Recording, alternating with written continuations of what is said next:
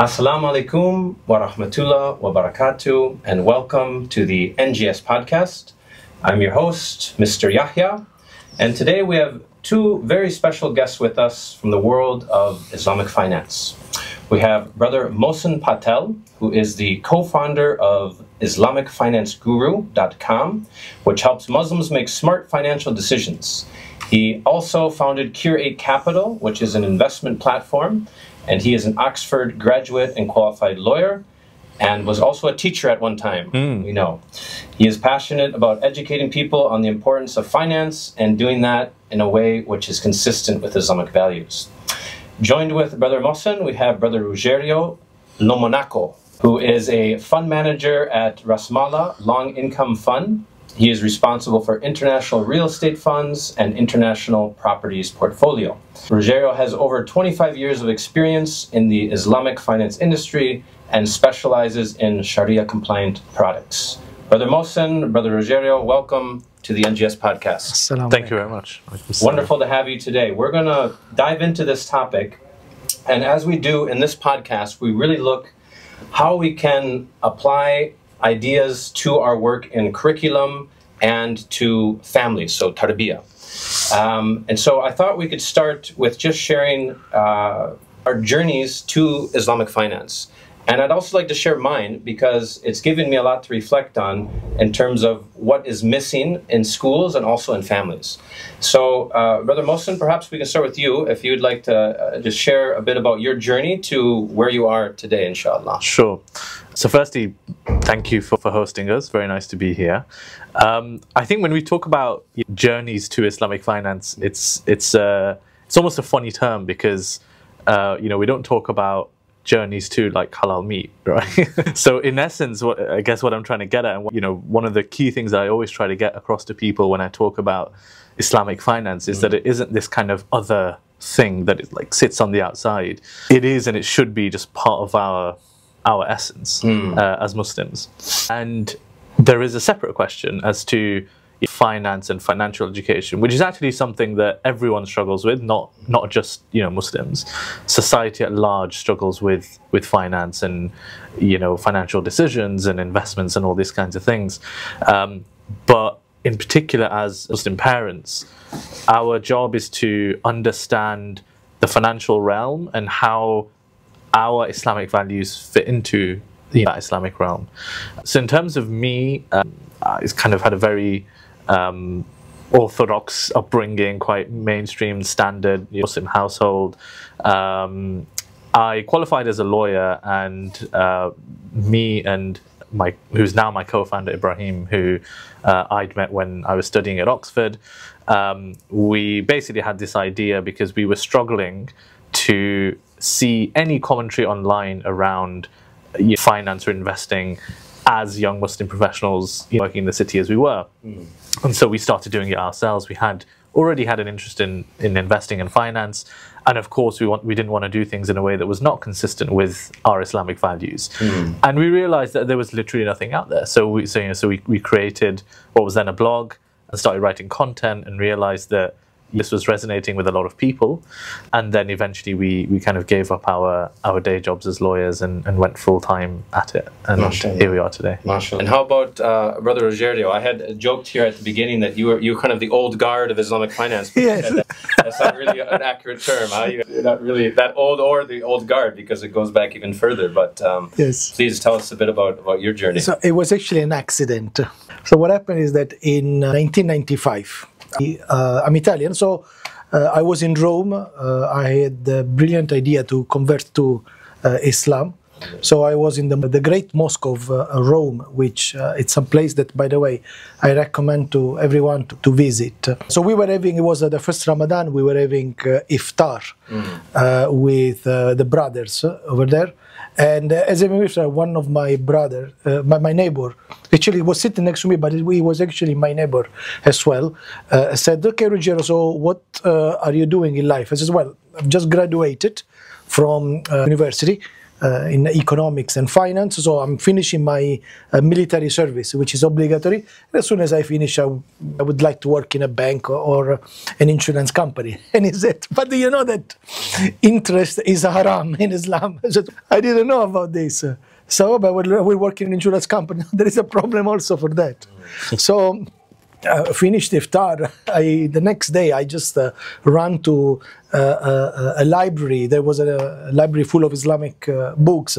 So I searched the topic, and that's it. This is how I started. I learned that there was this thing called Islamic finance, and then for me actually it was a journey, because a few months later I finished my service. I took a flight and I went to Malaysia, where through my research, I realized that there were Islamic banks.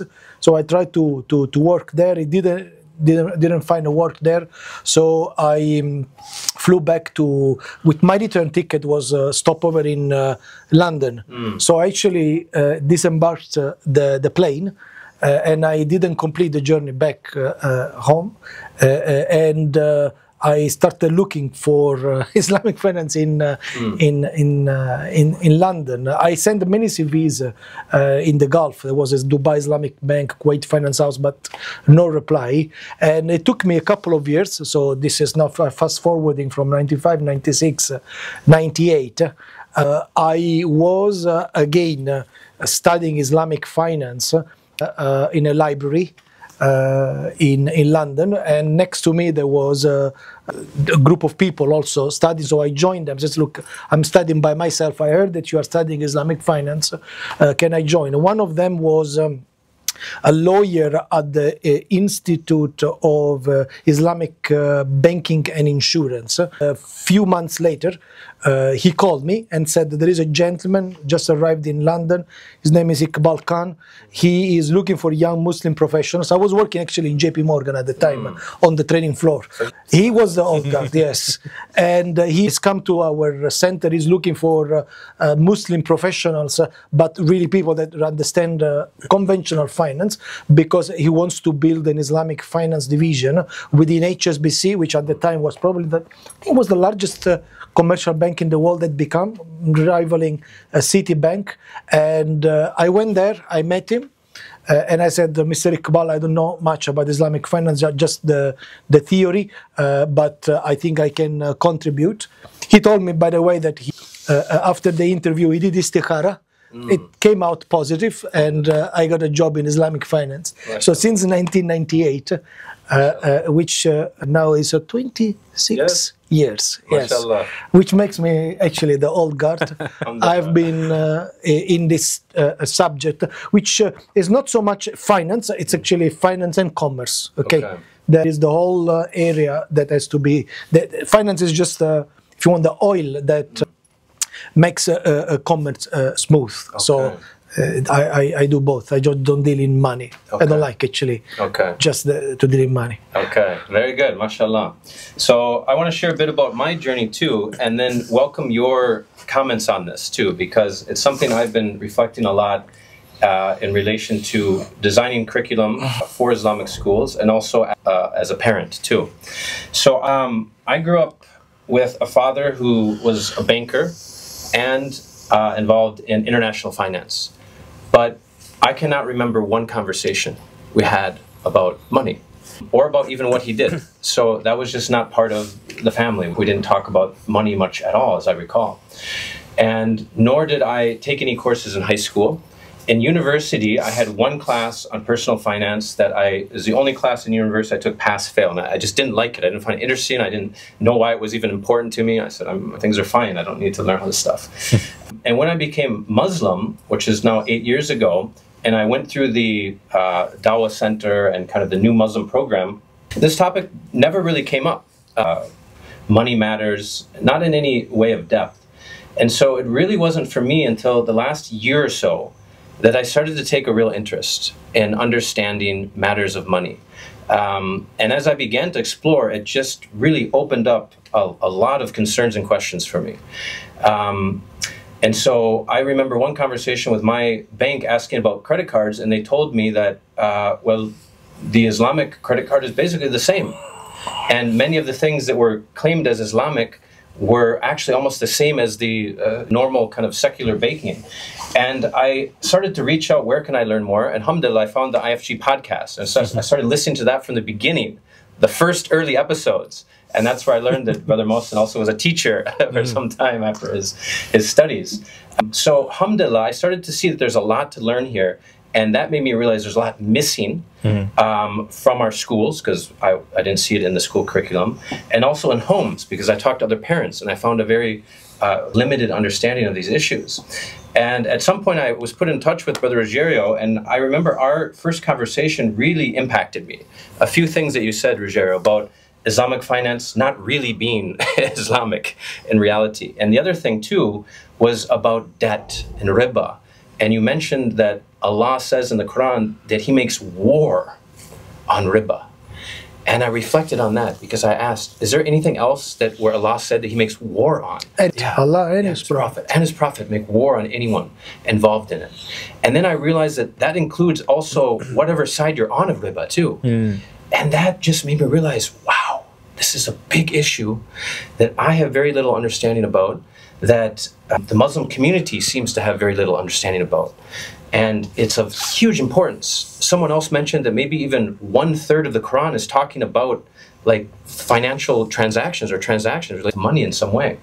So this is why I wanted to bring you both in, to bring this conversation into our community, into our schools, so we can start to address it and really uplift the ummah through as part of this effort. So let me stop my comments there and welcome your commentary on some of the things I've mentioned, inshallah, Brother Mohsen. Yeah, I completely agree. I think when we talk about the home as a kind of entity, if you like, of course, everything starts with the parents, right? And I mentioned earlier, I don't know if it was on camera or off camera, but society at large struggles with finance, right? Muslim, non-Muslim, whatever. There is, I wouldn't say a taboo, but there is. It's difficult, I think, for people to understand finance, to talk about finance. In the UK, Lloyds Bank did this massive ad campaign on just like getting people to talk about money, because it's a topic that no one discusses, right? And of course, you can only start to discuss it if you understand it. And so I think that's where everything has to start. And I think people are a bit reluctant because they feel like they're maybe not qualified to understand it, because there is this perception perhaps around, like, you know, Wall Street and all this kind of stuff, and that's what you think when it comes to money.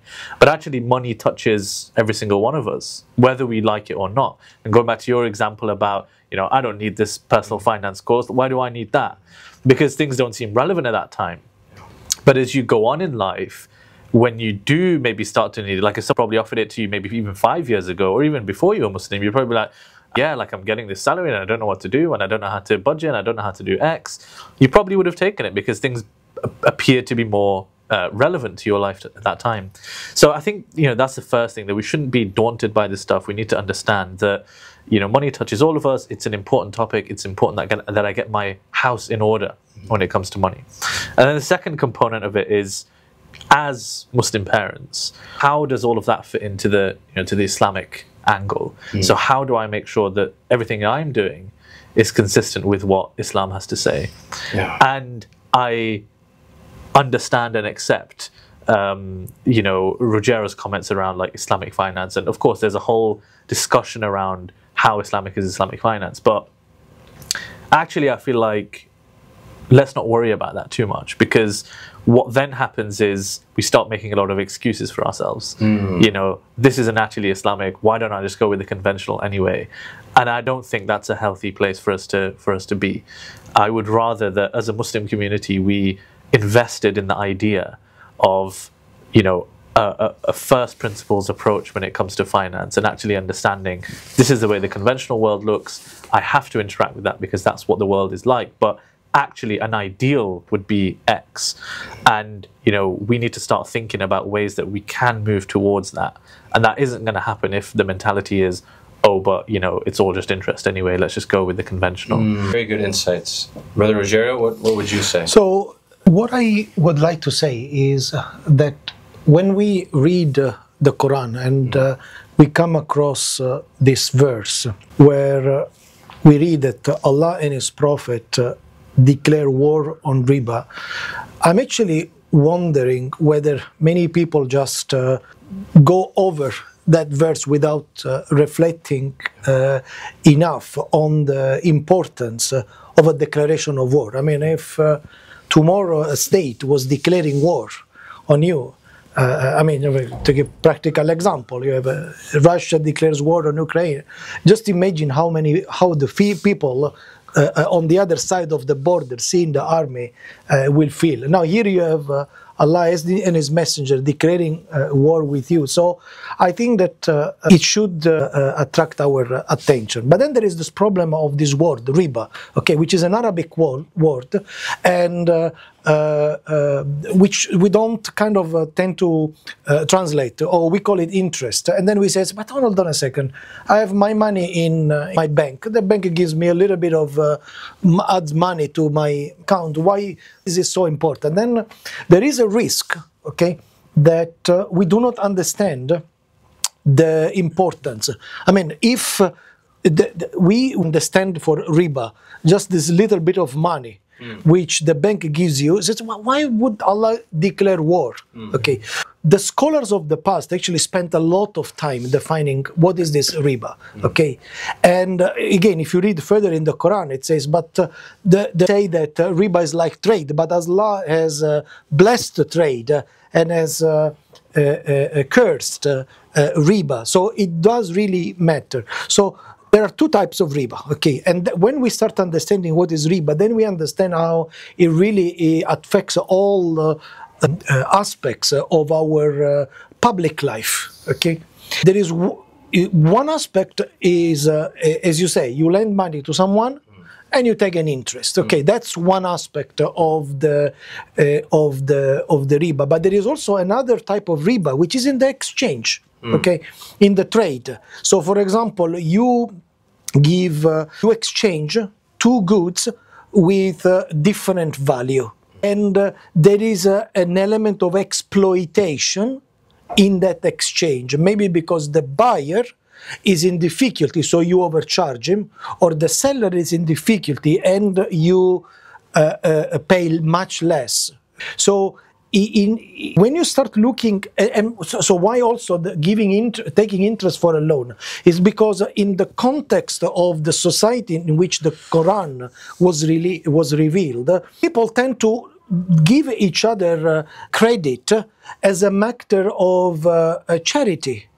Okay, it's not for leveraging. Okay, I do not have the money to pay. Don't worry, you'll pay another time. So something for to that amount, for the failure of paying in time, was seen as something wrong.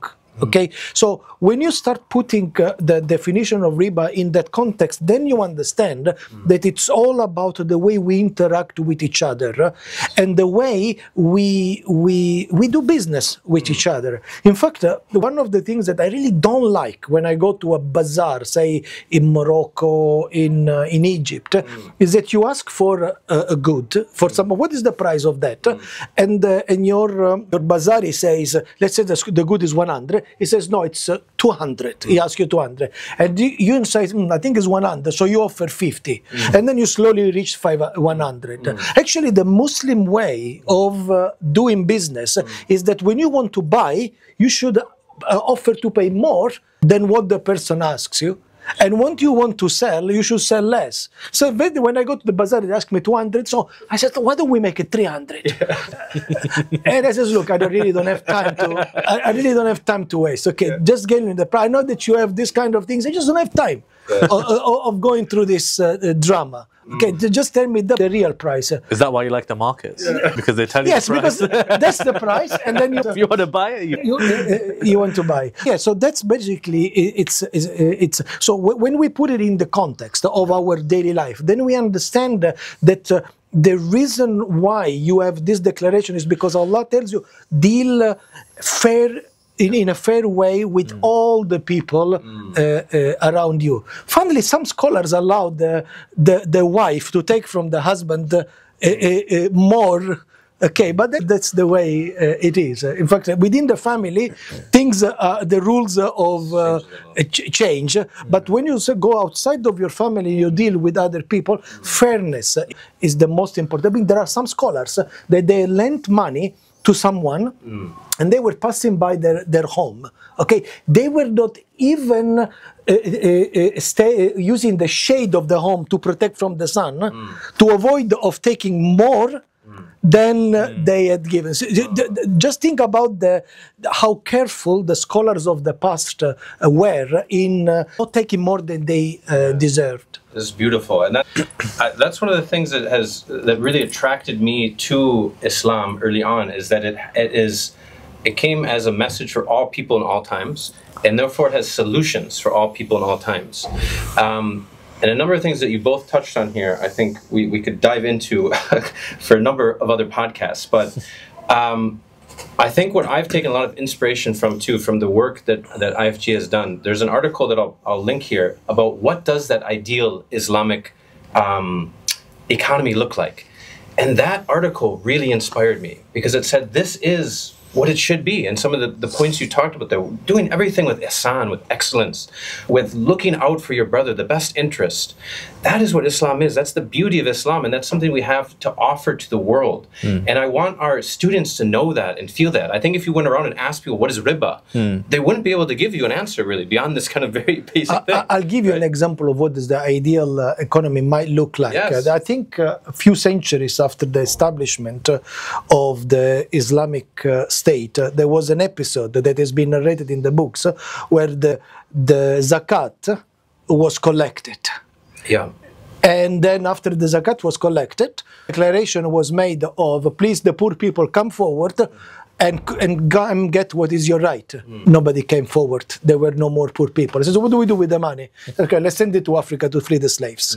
So that kind of gives you an idea of how an Islamic economy works. There are no more poor people. Beautiful. Has been solved. The problem of poverty has been solved. Beautiful. And that's what our deen is capable of, when we start to implement it. So we just have a little time left, and this is really just sprinkling to start the conversation. And I hope it's something that we can continue both in our school and in our homes. But given where we're at, maybe as some closing thoughts here, what is some advice you have, both of you, for parents that want to raise their children to have kind of an understanding of this framework, and also for schools, in particular Islamic schools, that are looking to integrate these ideas and concepts into their curriculum? Where's a good place for us to start, and any advice you have for those that are just maybe beginning on this journey too? So it's a live question for me, because I'm a parent of three boys, the eldest of whom is about to turn 9. And then there's a 7-year-old and a 3-year-old. So the elder two are obviously where most of the conversations can happen. And it goes back to what I said earlier about we as parents need to understand what's going on and how certain things in the economy work. One of my kids the other day asked his mom a really deep question. He was like, "Mom, this note is just paper." So how does it have any value? Yeah. And so it turned into a discussion around it is what people ascribe it to have in terms of value, etc. And there are so many examples that we have that are teaching moments or learning moments through the time that we spend with our children, that we just need to be alive to them. Yeah. And actually, sitting them down to do a weekend course is one thing, but doing it, it's like everything, right? Consistency over a long period of time is actually the most valuable thing. And when we think about personal finance education, if you've had those lessons dotted through your life such that it's just second nature for you to question certain things, or for you now to understand that, okay, this is how business works, this is how you buy something for X, you add some value to it, and you sell it for Y, and then you have these costs of running something, and this is how the financial markets work. And all of a sudden, by the time you're 12, 13, 14, 15, this stuff isn't daunting. It's part of life, right? And especially as Muslim parents, if you're doing those lessons in a way that says, and this is how the conventional world works, but these are our ideals and this is what we do. And in particular, if as a parent, like, you know, I will sometimes, and I'll probably start doing it more as they get older, I'll take my kids along to some meetings that I have and things like that. And they can see, going back to Ruggiero's point earlier about how do we actually do business, right? Because especially in Hollywood and these kinds of things, business is seen as very adversarial. Yes. But we know that, you know, business is very, it has, by nature, it's collaborative, right? The, you know, competitors, quote unquote, will sit in real life, will sit opposite a table, or actually sit side by side and think about ways that they can win together. And that is, you know, really the essence of an Islamic society, right? It's synergistic. It's not zero sum. Yeah. Everyone wins, and everyone wins bigger together rather than individually. So I think, honestly, like that is putting advice aside to one point. That's what I'm trying to do myself. So I guess that's the the biggest advice I can give. Oh, beautiful. Jazakallah khair. Brother Ruggiero? I take the one word that he just said, the collaborative. And I would say my advice would be to look at the conventional system, the way the Western societies have been structured, and do exactly the opposite. So forget about personal finance, forget about individual finance. The objective of Satan is to destroy the family. The moment you destroy the family, you have destroyed the society. So personal finance is exactly designed this way. I don't care about my children, I don't care about my wife, I just care about me. I will put money into a bank, I will put money into the market and the bank and the state will take care of me. That's, forget about, this is not going to happen for the vast majority of people. Okay, this I discovered it when I went to work for a conventional bank. I was actually looking at the way the financial plans were structured for individual investors, and I said, these people will never get a pension. Okay, all their money, all this 20, 30 years of savings plan will go to nothing. Okay, they will be burned by inflation, bankruptcy. What I would say, invest in your family. Consider the family as a unit. Okay, and if you can, build your own tribe, or build a connection of other families. Okay, so when you, exactly, in my case, I mean, my mother, my father, they really didn't have a pension. I took care of them. Okay, so structure your family, if you're not already structured the way, in a way that your children will take care of you when you get old. So you take care of them when now they are young, and they will take care of you when you're old, and make sure that they don't go away. Okay, the family doesn't go one children in America, one in Asia. No, stay all together, move all together, really like a tribe. Okay, so this is an inquiry-based school, and a big part of what we do is asking questions, teaching students to ask better questions. And what I have been doing over the last couple of years, I've kept this question key jar, and it's got just a bunch of kind of random questions, and sometimes I'll walk around and have people ask them, or I'll answer them myself. So I'm going to have each of you just choose a random question here and answer it to contribute to our culture of inquiry here. So are they deeply embarrassing and personal? No, not. I don't think so. I don't think so. I had last time. I laid last time. You did last one too. I'll do one too. All right. So I'll it's the thing you heard somebody say. Should I read it out? Yes, read it out loud. You can answer. Okay. So it says, if you could be famous for one thing, what would it be? Well, you already are kind of famous for IFG, huh? Yeah, it's, I mean, where my mind wandered to first was famous where? Is it this dunya, or is it, do I want to be famous in the akhirah? Oh, beautiful. So, you know, and I think especially with kids, right, this is an age of social media and attention, and you speak to, I mean, you'll know this better than me, and you're much more in touch with the youth than I am nowadays, but I would wager that out of 10 kids that you speak to, some of them are probably saying, I want to be a content creator, or perhaps they're creating content. Yep. Am I right? Yeah, true. Very much. And a lot of this stems from this idea of like being famous, attention, so on and so forth. Me. Yeah, absolutely. And actually, you know, there's that beautiful hadith about when Allah, I'm going to paraphrase it because I don't remember it exactly, but he says, you know, when my name is mentioned in a gathering, I mention that person's name in a gathering that's even better. Beautiful.